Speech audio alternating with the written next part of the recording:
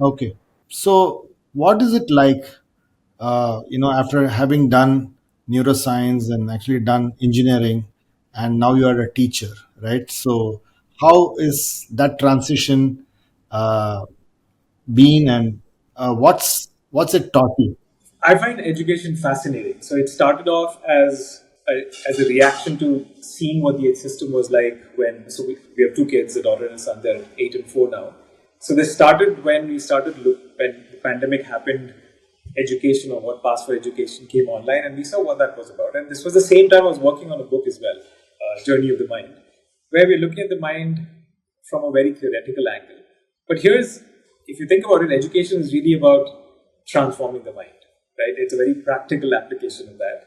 So while I was doing this on the side, which is this theoretical approach to, okay, what is thinking, there was a very practical approach to education, a very flawed one that was unfolding in front of me.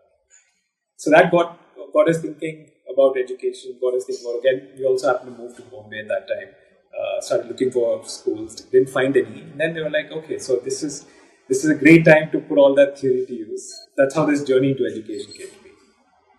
At the same time, actually, so stepping back a little, was also working on, we still have that app, we have an app for helping kids learn to read. That was the first step, saying that, okay, so there's so many things about learning, right?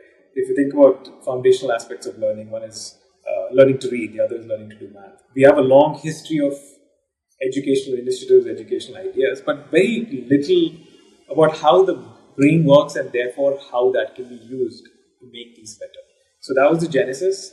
Then that led to this deep dive into all of education itself, early education. And for me, I think the background, both having been an engineer, bringing an analytical perspective, being a neuroscientist, but not your typical neuroscientist with so neuroscience is a vast field, Yeah. and so much of that is, I would say, still very taxonomic, right? But in a more advanced version, where for the last 20 years, at least when I was a grad student and after that, the most dominant theme in neuroscience was, okay, what brain region lights up when this particular thing happens, which gives us a false sense of understanding. But, and this is a metaphor I love to use, it's sort of like aliens coming, looking at the world and then saying, hey, we understand how ravioli or sambar are made. They're made in the kitchen, right?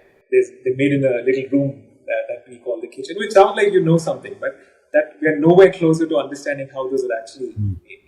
And so there was this happening in neuroscience, still is in many ways, this taxonomic perspective. But I was incredibly fortunate to have been exposed to a functional perspective, which is, okay, so, okay, what exactly is it doing? Forget all the names, forget everything else.